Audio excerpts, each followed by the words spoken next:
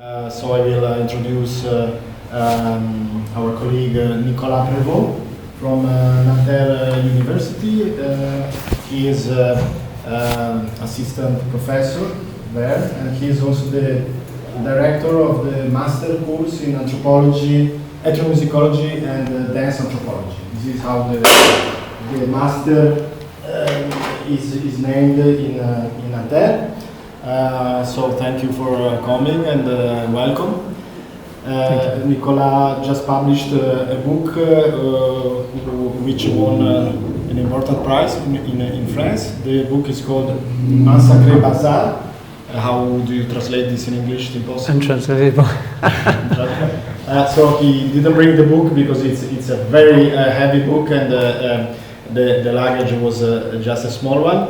But I will in another occasion send you the link to the resume, to the abstract of the book.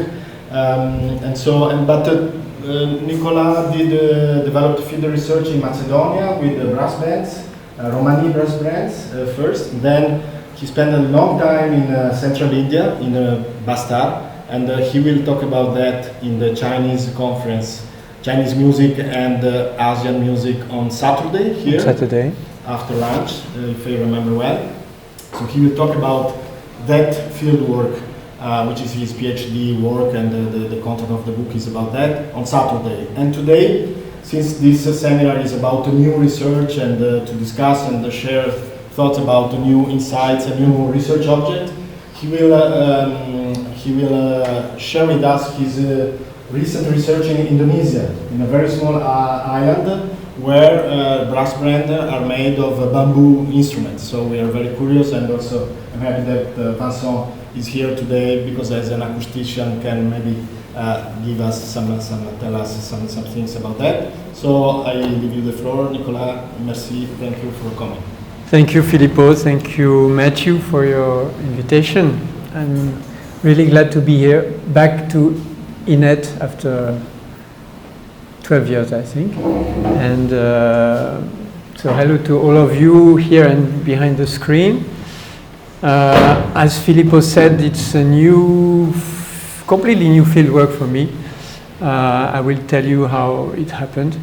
And so it's a work in progress. It's the first time I can talk about it. I have the opportunity. So I'm really happy to do it here with you. So before Indonesia, Middle India, about ritual music and possession trance. And in a way, I'm back to my first field work about the brass bands in the Balkans, but not the same place. I would like to start directly with a sound, and it's also a way to test if it works. I should share I should share. Oh.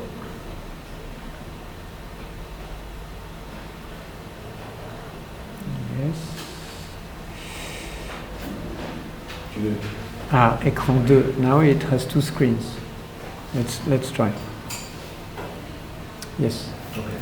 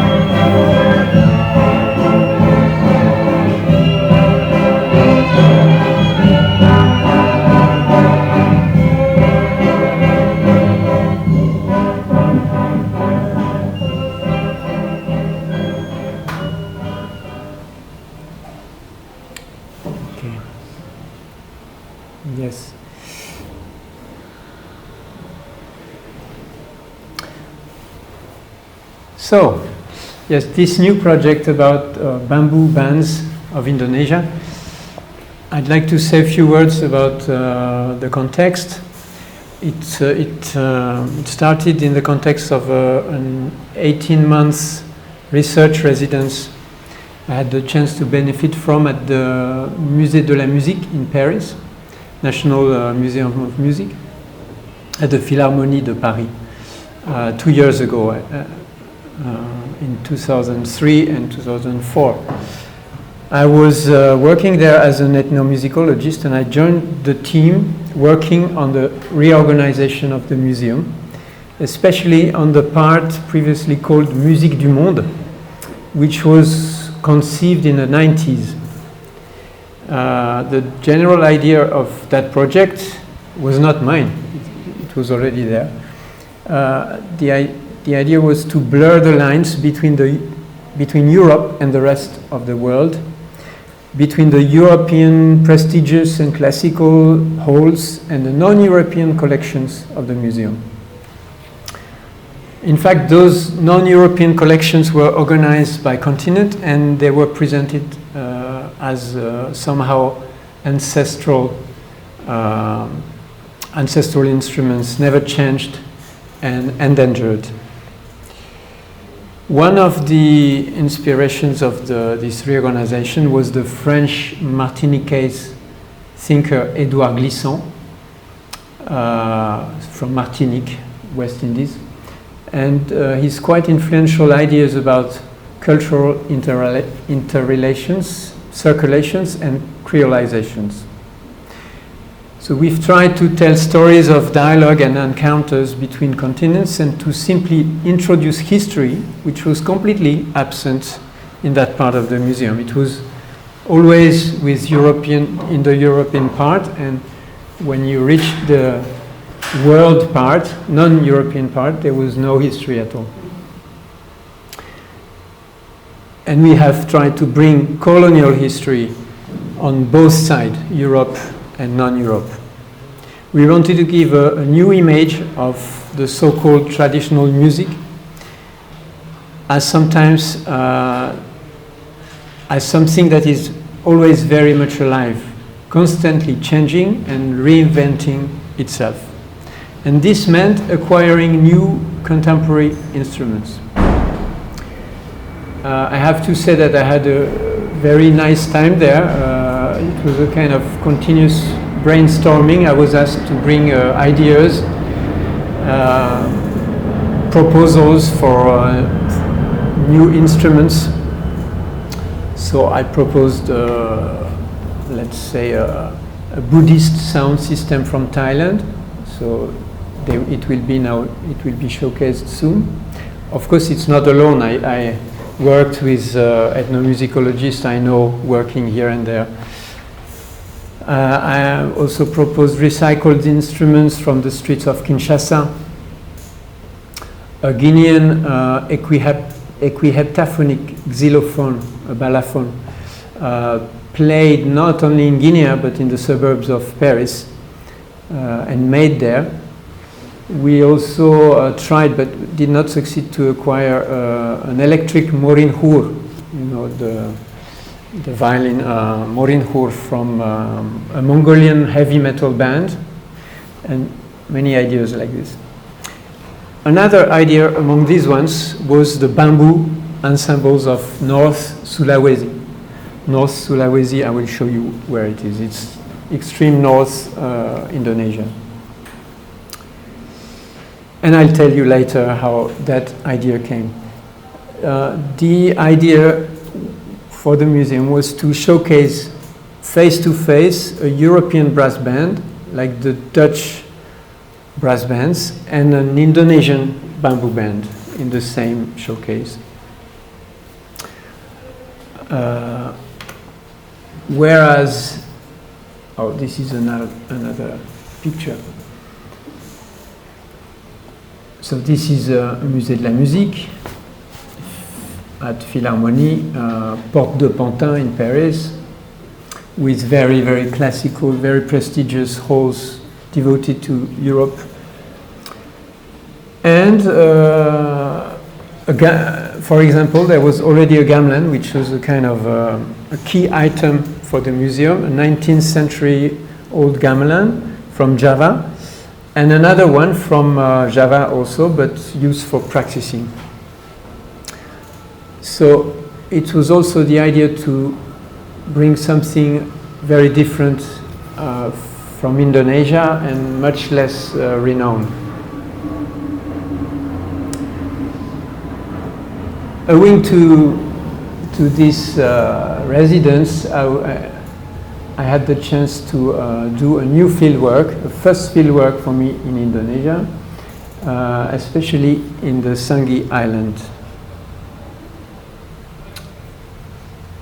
Okay, Sangi is here, this island, and some islands around.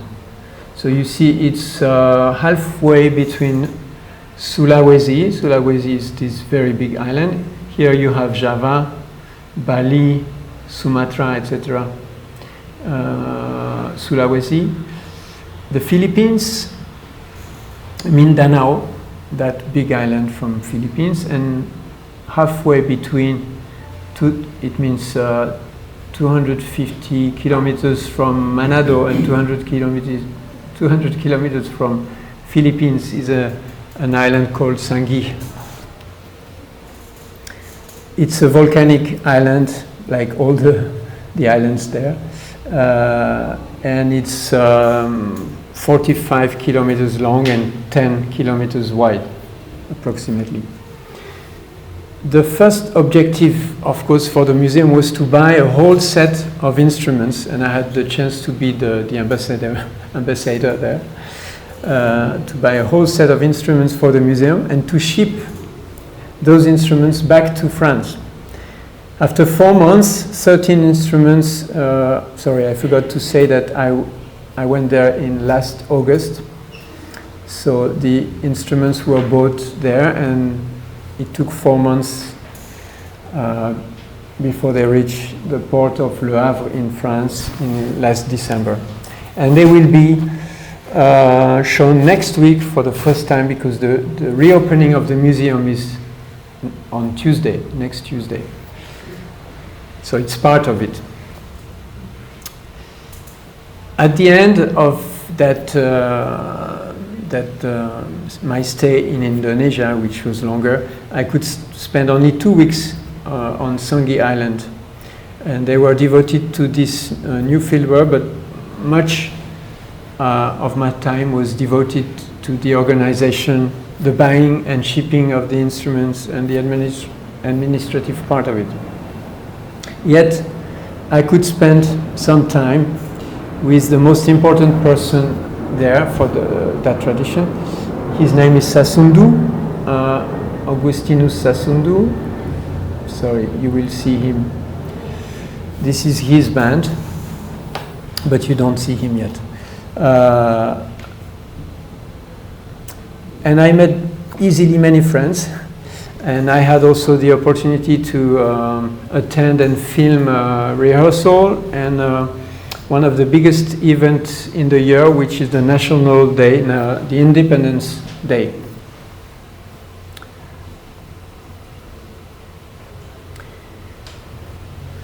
So I have to pay a tribute to Johan van der Keuken, the famous Dutch filmmaker, owing to whom I had the chance to discover the Bambu brass bands long ago in the 90s, because the film dates back to 1993, and I think I knew it from that time almost. So it was somewhere in my mind, and that idea came back when we were looking for colonial histories to talk about in the museum. I thought this would be one of them. It would be interesting. It's very nice film. Actually, it's a kind of a road movie, musical trip around the world, from brass bands to brass bands, telling telling different colonial histories. Unfortunately, I cannot find the film it's quite difficult to I can rent it, but buy it, I had it and I lost it. Well, never mind. Otherwise I would have shown you the excerpt. Very nice. This is the way I discovered the existence of such brass bands. I forgot to say that my first instrument is trombone, so I was always sensitive to, like Matthew is a trumpet player, I think, sensitive. Oh, I said Matthew, sorry. Thank you, Andrew, for the invitation. Matthew also, Andrew. So I was always sensitive to brass bands, even if in India my subject is very different. And I discovered at that time that he worked very closely with an ethnomusicologist from Holland called Rob Fleis-Boonsayer, whom I met. I went to Amsterdam at that time. I was really motivated. Well, it's another story, but that's why it came back to my mind recently. What I can say after seeing this film, let's say, is that elsewhere in the world, the traditions of colonial brass bands usually retain the brass instruments. They retain the brass instruments to interpret and reinterpret local repertoires, their local music. In the case of Indonesia, it's striking that it's almost the contrary. They have reinvented the instruments and they retained the colonial repertoire. You will see that there is no, I can't say it's not Indonesian music because it's their music now, but there is nothing, as I expected, nothing else than maybe not only Dutch music, but colonial music and very Western music. It was a disappointment at the beginning, and now it's a fascination for me. I mean, I'm very interested to understand why, and to see, to understand what is behind for them. These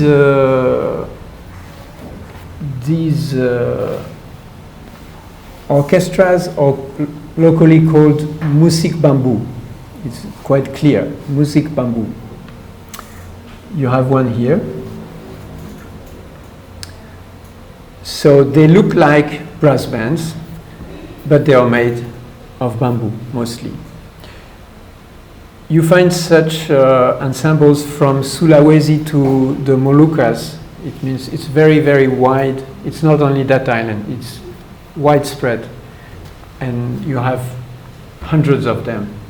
I can't say thousands, I don't know, but hundreds I'm sure. Most villages or town have their own Bambu, and they perform for all kinds of occasions. However, until recently, this very lively musical practice was largely ignored at a national level. Probably because it was associated with the colonial past and the Dutch domination. Indeed, this tradition was inspired by the Dutch military orchestras that were present in what is called now Indonesia until independence in 1945. In fact, 1947. Those orchestras sought to reproduce both their sonic and visual power, the sonic and visual power of brass bands. But they never stopped inventing out from this model. As we will see, yet it is all but standardized. If you go from island to island, they are always different. You have two different types of Bambu coexisting in Sulawesi. A distinction is made between Bambu Senk. Senk means zinc, the zinc, the material, like copper. Musik Bambu zinc, and the second kind is called Musik Bambu melulu. Melulu means purely bamboo, bamboo melulu, only bamboo. This one, the one you see here, is bamboo zinc. You see here, they use zinc or copper, depending. At the beginning it was zinc because I think it was cheaper. Nowadays they try to get copper to make it. You have such results. This is this is called a bass. You have all kinds of instruments like this. This is a very local museum in Java. It's the only, I think, reconnaissance, the only place where they talk about bamboo music at a national level. But recently the Ministry of Culture has changed its mind, and they have started to recognize this tradition and make it visible. This is before to order the instruments, I got several propositions from several masters. So this was one of them. You have a whole set here. You see it's made of bamboo and zinc, both. This is a very nice, interesting shape, a bit frightening. Oh, this is not very representative, but I found funny that US military soldiers, when they are on an island based there, and they tried to play themselves. they come from a military brass band themselves. And this is not the same region exactly. It's more central Sulawesi, this very big island you saw. So if I come back to the map, you find such Musik Bambu. The picture with the pink teenagers, it was here, here in the middle of Sulawesi, in the Toraja region, where our colleague Dana Rapoport, French ethnomusicologist, works. So you find Musik Bambu. It's very, very popular here, extremely. But you find them here and everywhere, all that region. Even the Philippines, it's another story. It's another colonial story, but you also have bands there.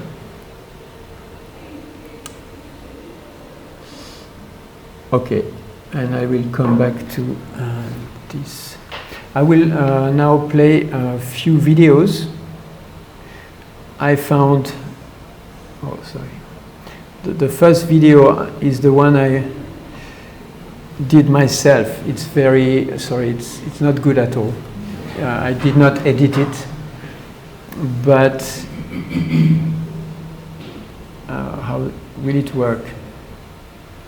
I will see. I have to change to share it differently maybe.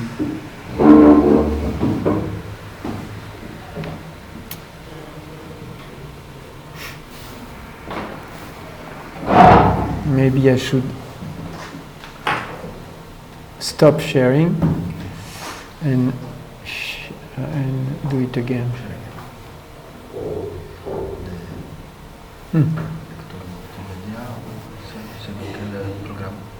Maybe here I should do this. No? How come?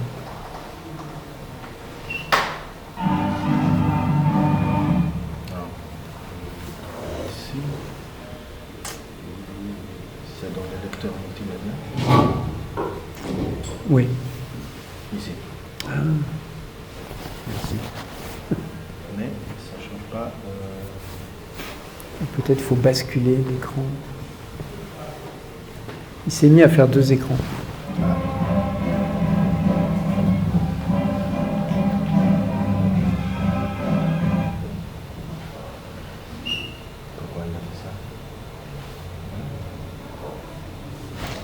Peut-être si on bascule ça là.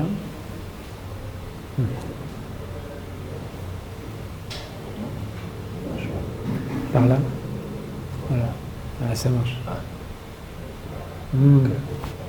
par contre. Ah oui, attends, je pense que je vois. C'est là.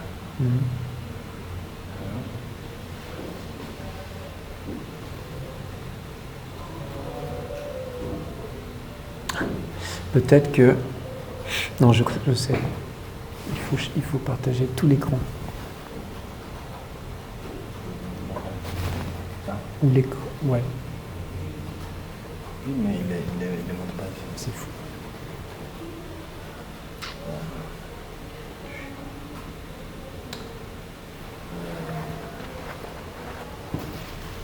C'est comme s'il avait...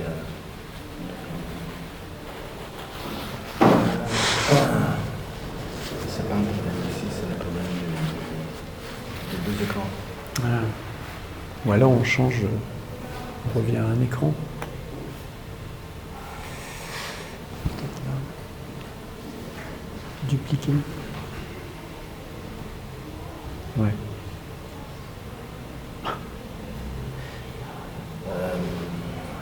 Peut-être que je continue à parler. Oui. Maybe I should go on. Sorry, Filippo. Okay. So the short excerpt, I hope you will see. It's the national day, 17th of August. It's the Independence Day. So it relates to, you understood already, independence from Holland. So it's a very official event, military event, and you always find Música Bambu in this kind of occasions. All the official events have Música Bambu in that region.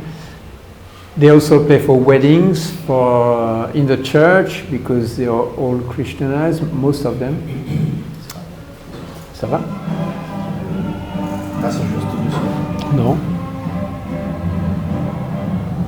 Quasi. Ah. Okay. It's very short, but before.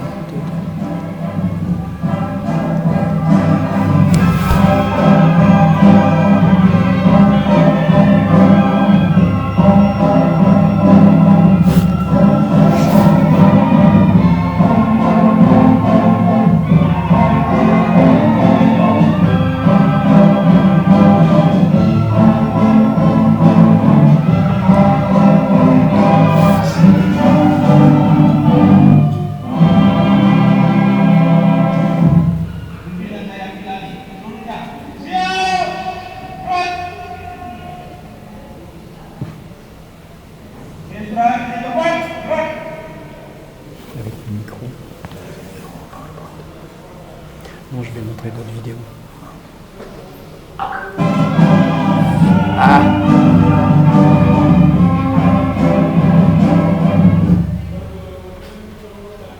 Ok, merci.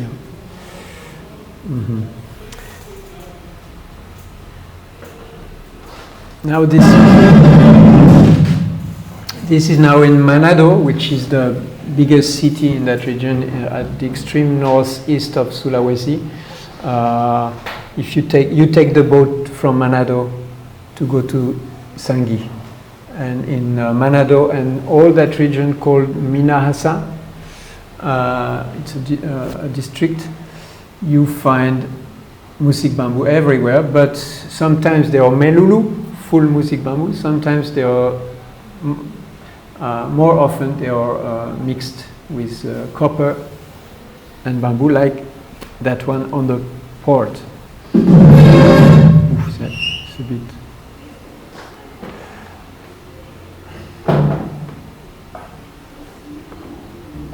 Ah, je peux pas atteindre.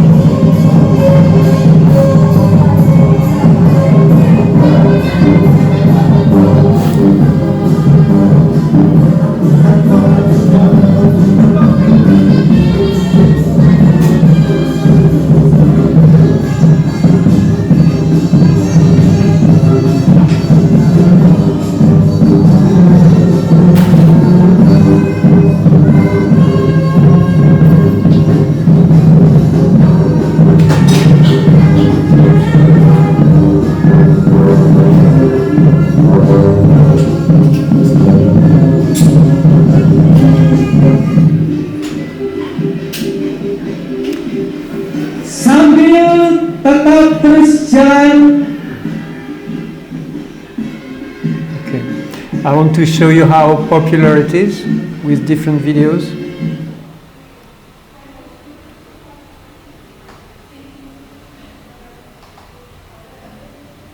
You see polka, it's one of the kind of dance.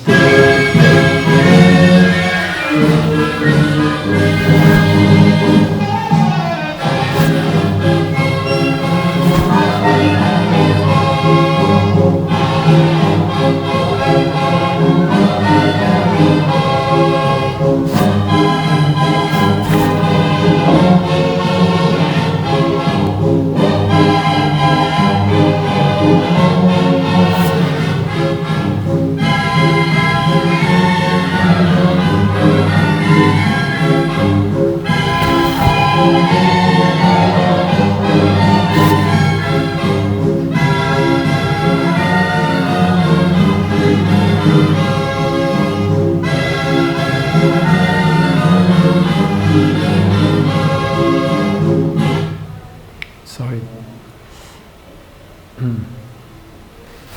Another one.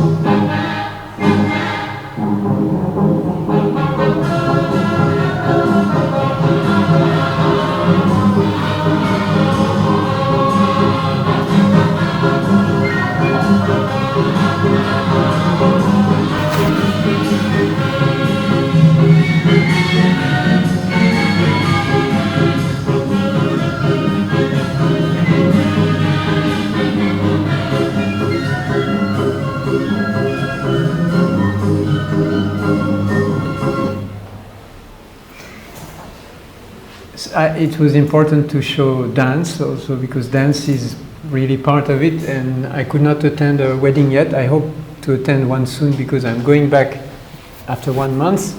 Maybe I'll have the chance, but during weddings, if you see the film by Johan van der Keuken, you see that for the weddings there is a Música Bambu, and people really dance this way, and they are dressed also in the European style. So it's part of the imaginary, I mean not imaginary, but the references, European references. As you saw, it's not something only for elders.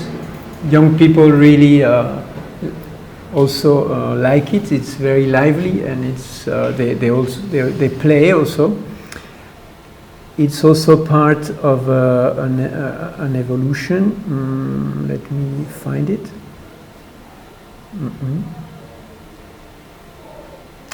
Where is it? I'll try.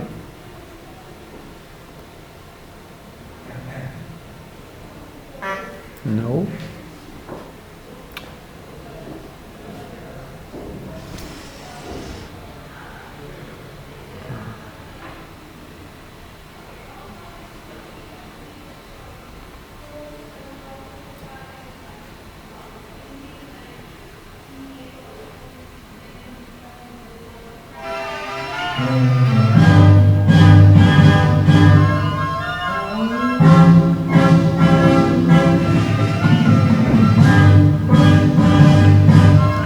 This is on Sarrouy Island.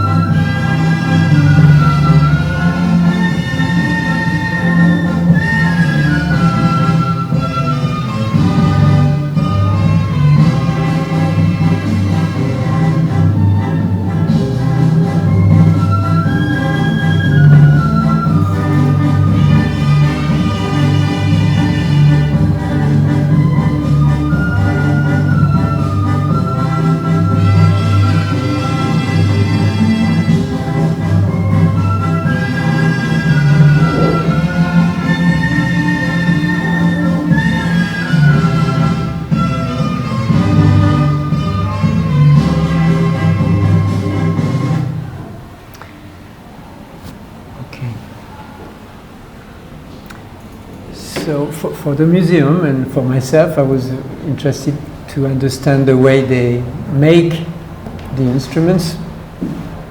I'll try to go back to the, yeah, it's working.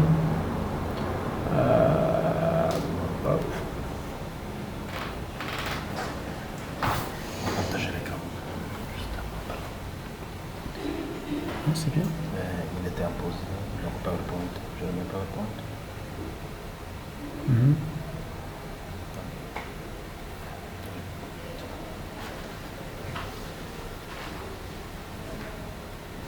Là, par contre, je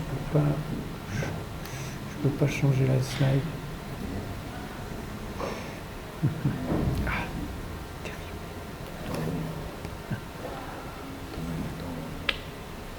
Regarde, on a deux écrans. C'est ça? Ouais. Après. Yes. So I visited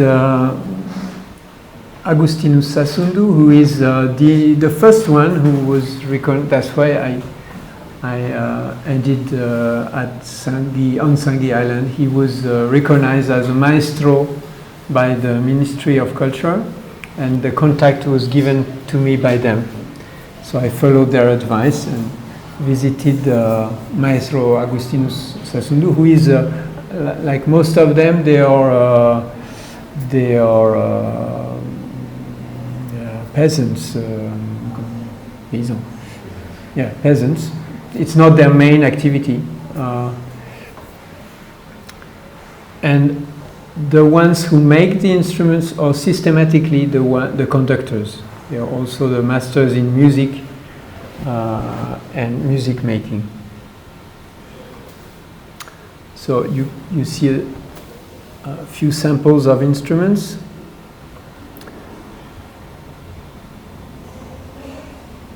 This is his orchestra.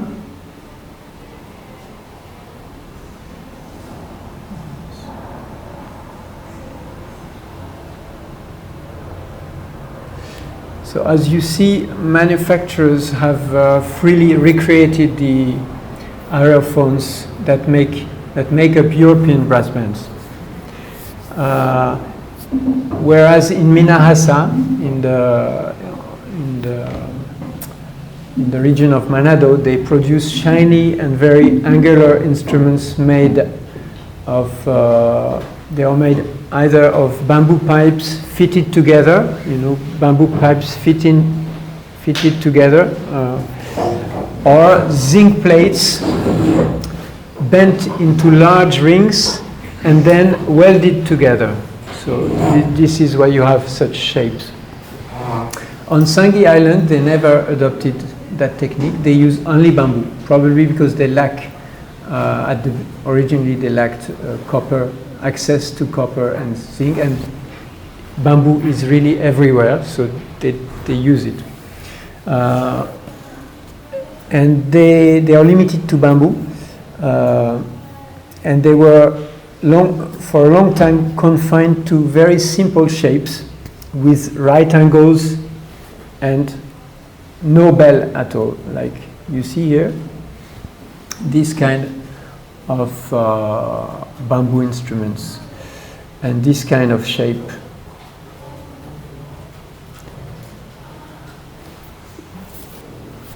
But they have developed a new technique progressively until the 90s with the use of epoxy glue, epoxy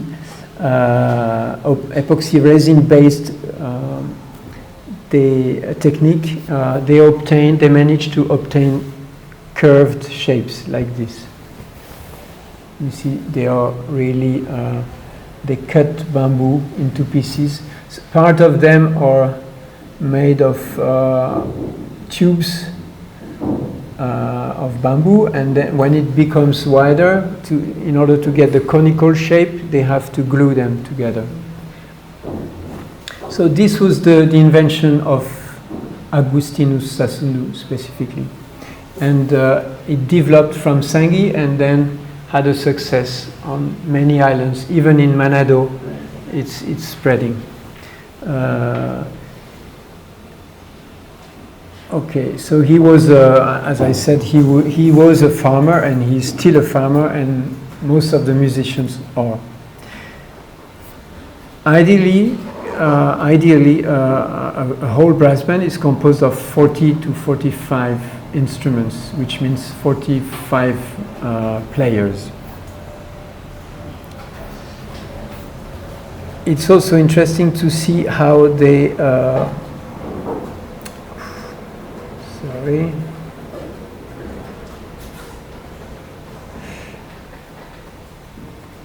how they keep their techniques. No, sorry. So I want to show you the different instruments.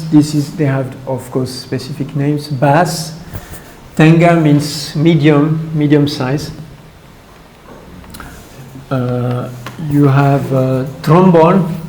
Trombone does not look really like our trombones, but still. Suling is the common name in all over Indonesia for flute. And you have trumpet. There is only one trumpet, the long one, and all the rest are what they call corno. You have many kinds of corno. Corno sola plays two notes, sol and la. Corno sido, corno re mi fa. Yes. And they use a specific kind of bamboo called batik bamboo. Why batik? Because you know batik is this textile technique for printing textile, famous in Java and in Bali, everywhere in Indonesia. So the bamboo has very nice, they appreciate the motifs on it, so they call it batik bamboo. And of course it has also other qualities. Each music maker he draws his instruments, invents new ones, keeps them often secretly in books, and can transmit them only to his disciples or to his in the family. But Agustinus Sassoon is quite different. From the beginning, he always shared everything. That's why he obtained maybe this success, because he formed many people to build instruments. So now his kind of instruments are made everywhere, and they, from that technique, they keep inventing new shapes. In order to obtain tuned instrument, this is a story. I mean, they have somehow to standardize, at least locally, because if they want to have 45 instruments tuned, they cannot simply invent new things, and it has to be very strict. That's why they will measure all the parts and reproduce them strictly the same in order to be all on the same la. I don't know if it's 45 440, but it's a La.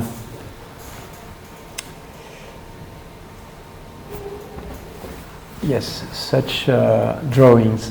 These are the drawings of Agustinus Sassundu, because he has no problem to share them.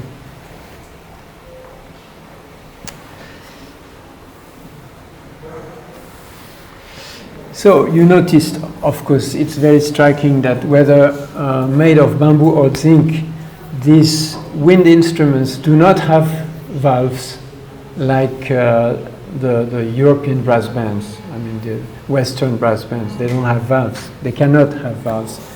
They are simply pierced with holes. As a result, they are limited to 3 or 4 notes, 2, 3, 4 notes, except for the big instruments. They can produce a whole scale. But for the smaller one, it's not only, I'd like to talk with an acoustician, but I think it's not only a question of acoustics, it's also a question of level. The beginners start with corno, because it's a medium, for the lips it's a bit easier, and they keep playing 2, 3 notes. Whereas when you become better, you will go to trumpet or to clarinet or to the big ones.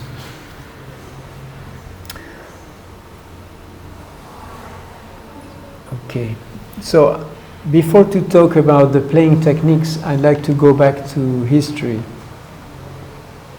A bit of history. This is a picture taken in Bandung in Java in 1946. So this is really the end for Dutch colonial history. The revolutions was already there in 1945. So they resisted during 2 years. There were really big fights, but at the end they left. So you see that the brass bands were there, but they were there. They had been there for more than a century before in the whole region. You can see on a another very small and a bit lost island closer to Malaysia. Now it's part of Malaysia actually. It was not colonized directly, but the local sultan had his own brass band with European instruments. Of course, it's very classical question of prestige to have a Western kind of orchestra.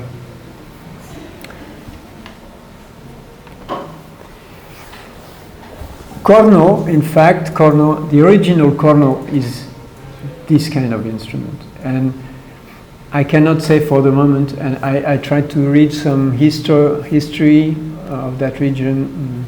I could not understand when corno appeared, but it seems that it's very old.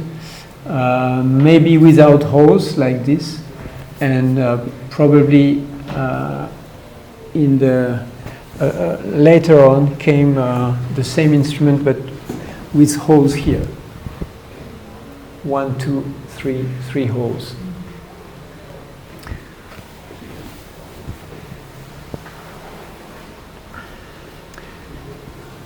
So in the middle of the 17th century, the inhabitants of that region called Minahasa, including Sanghi, they formed an alliance with the Dutch against the Spaniards, against the Spanish colony.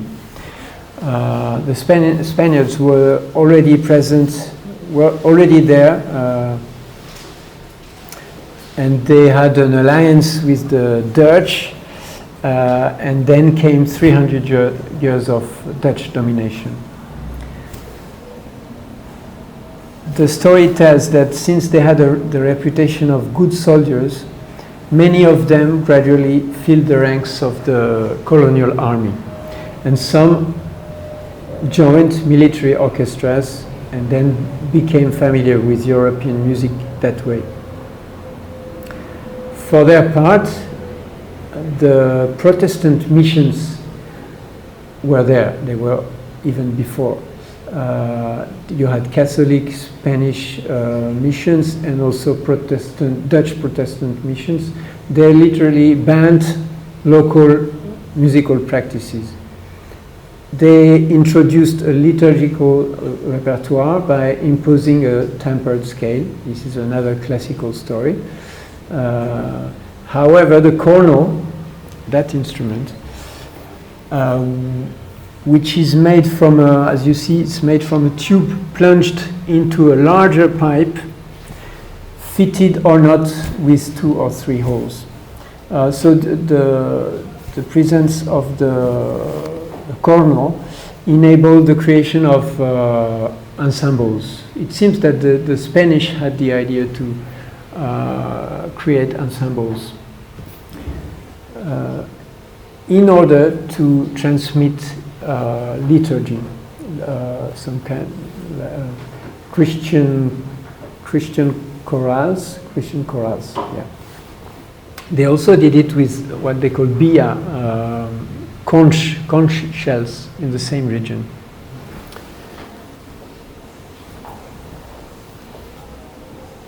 The Spanish Jesuits, they arrived in the 16th century already and used all these instruments for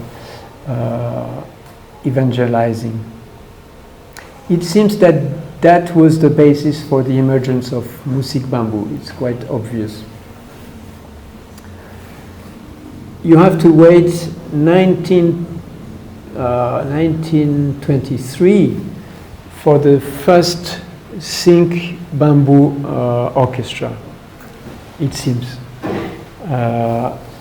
In that year was the Silver Jubilee celebrations for Queen Wilhelmina of Holland, and they honored the colonial power by this way, by building up, imitating colonial Dutch brass bands, but with the material they had. So a way to honor the colonial power by adopting its own codes.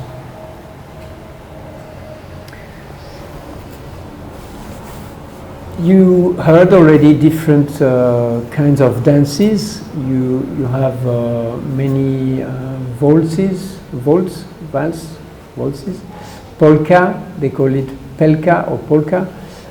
You have Scottish, many European dances. March, they call them mars, and also Christian carols, military marches, hymns, official hymns, etc. So I found it interesting that these are polyphonies. It comes from a written tradition, but they keep transmitting them orally, more or less orally, you will see. Because 20 years ago, some conductors, some leaders started to introduce the use of music scores, like Agustinus Sassundu, who himself learned music at school.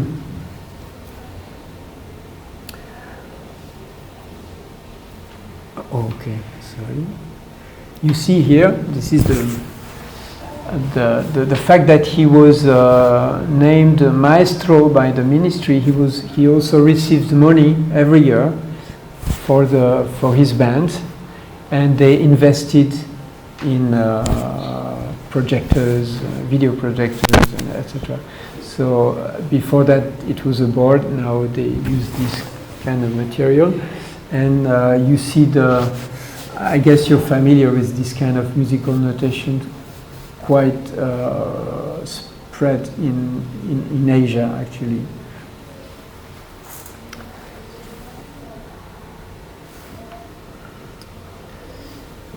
It's interesting that they use it for learning, but most pupils don't understand, in fact. that's what they say. The maestros say it's very difficult to teach them. Maybe they will learn slowly, so some of them catch something, but during the concerts they don't use anything. They don't have individual scores. It's only collectively for rehearsals. The absence of vowels forces some of the musicians to, of course, to divide up the degrees of a melody between them.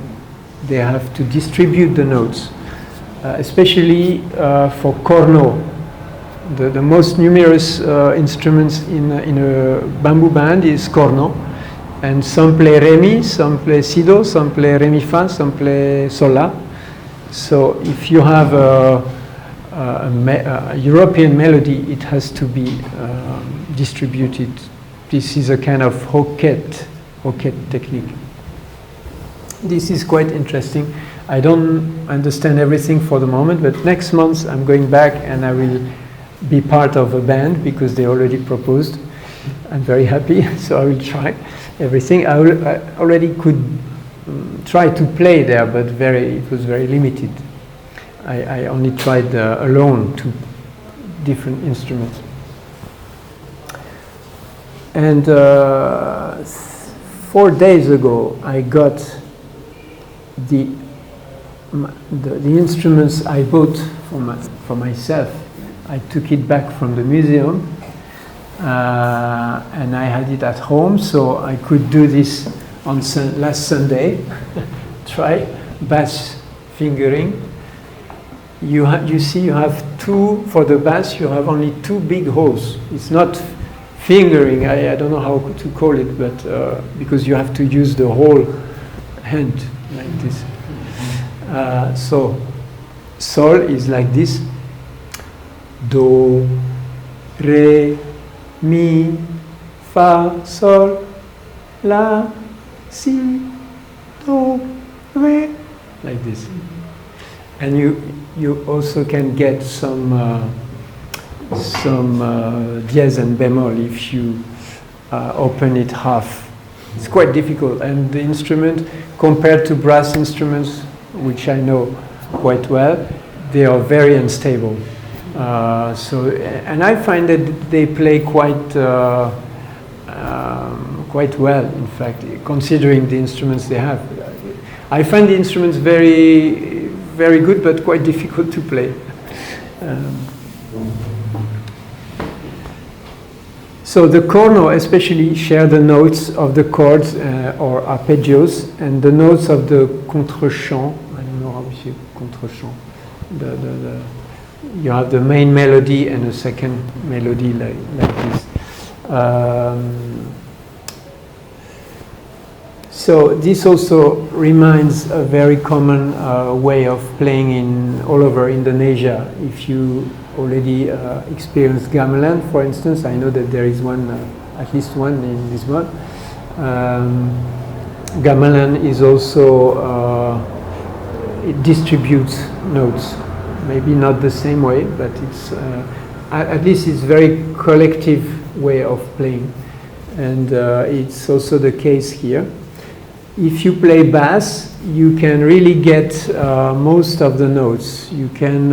I did not manage. Maybe I did not catch the trick, but I could not get what they call fa dièse. Yeah, for the moment. Unless you cheat with your lip, but it's quite difficult. So this way they manage to play polyphonies with chords, sometimes quite complex. Quite refined, and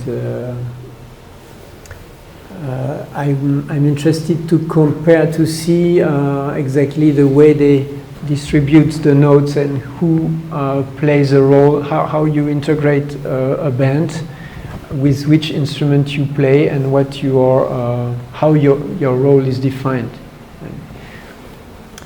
So this leads me, I should maybe, it's maybe too long. I did not check at all. Tell me. I'm too long, I think, right? I conclude now. Yes, yeah. 5 minutes.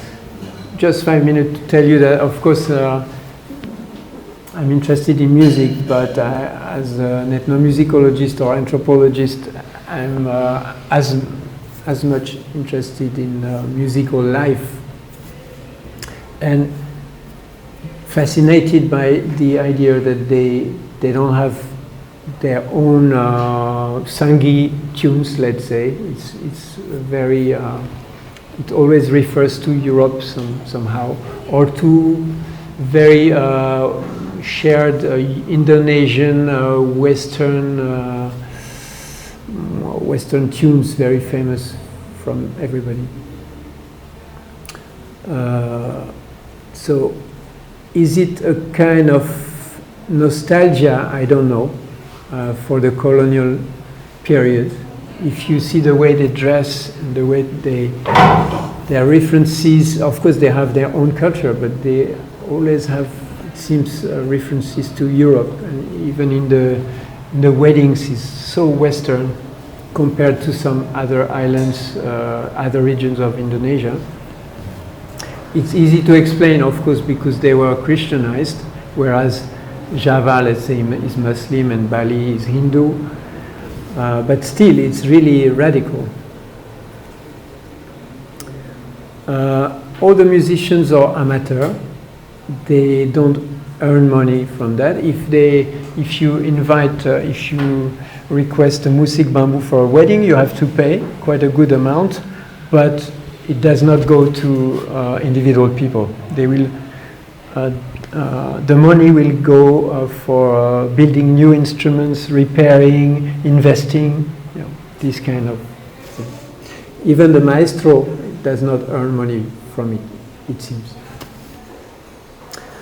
Maybe just for the, I'm really open to remarks and questions because it's only a beginning.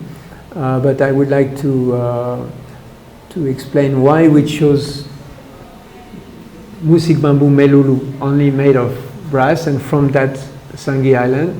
Of course, it was a contact given to me by the ministry, Indonesian ministry, but we could have chosen another one.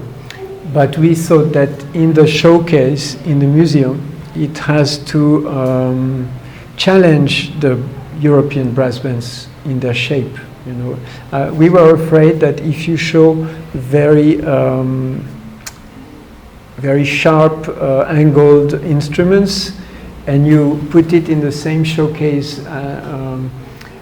next to European curved brass instruments, there would be, maybe the visitor would compare and think, oh, it's maybe more primitive, or I don't know.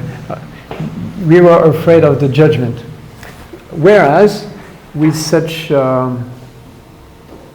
refined technique, yes, I think it really challenges the way, I mean, the European style. Yeah. I will stop now.